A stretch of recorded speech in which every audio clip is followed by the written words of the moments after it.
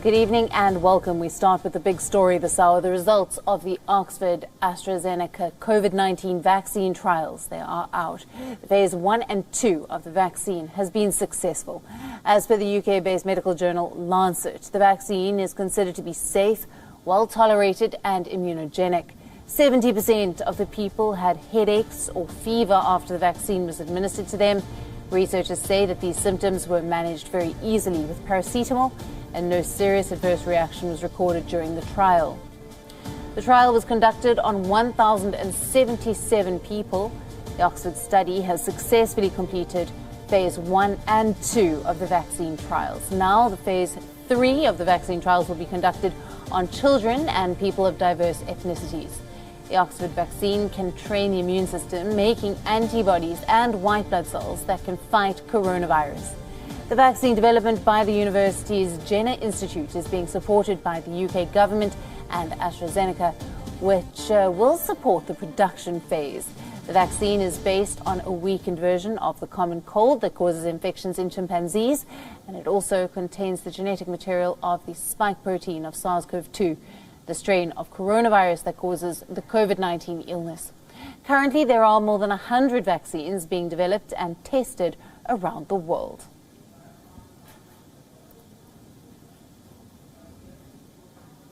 WION correspondent Stuart Smith is joining us live from London for more on this story. Good evening to you. Thanks for being with us. Now, this is very encouraging.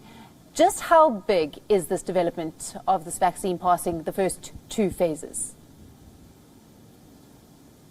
Well, it's almost unrivaled globally. The US and China have also entered human trials, but not yet received the same results like this. This is a very good sign because, as you said, it's both seen to be safe and it works, producing not just antibodies, but also white blood cell T cells, they're called. And that was the purpose of the vaccine, to create both antibodies and T cells. And indeed, this is only the phase 1 trial results, with only 1,000 people from patients in UK hospitals in April and May. They are undergoing phase 2 and 3 trials to make sure that these results are consistent within a larger and broader population. Those are ongoing in Brazil and South Africa, both to make sure that the virus is safe and works in a broad variety of different people, but also because the UK's rate of infection got down to a point so low that it would take forever to find out whether the phase 1, 2 and phase 3 trials have been successful. So unfortunately, they had to go to a location where the rate of infection is much greater, such as Brazil and South Africa.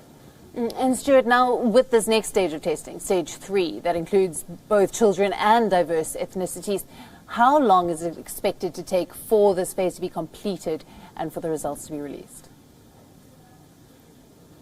Yeah, that's the important question, isn't it? The researchers on the trial say that we could expect results at the earliest late August, possibly going into September. But the big factor that affects that the most is simply how many people are exposed to this vaccine in the remaining time. So a bit of a funny situation where if people in the countries who are given the vaccine, if those countries are experiencing a high rate of infection, we'll get results quicker. Of course, no one wants that, but that is the case. So the more people that are exposed to it, the quicker it gets. What then becomes the next question is how this vaccine gets out to people. The UK has already pre-ordered the first 30 million doses of this vaccine. The United States, 400 million. The European Union, 400 million. But also India, Serum Institute, has pre-ordered 1 billion doses of this vaccine, some to go to Indians, but also there's an agreement there with AstraZeneca, the UK pharmaceutical company, that some of those doses that have been pre-ordered for India will make their way to low and middle income countries as well.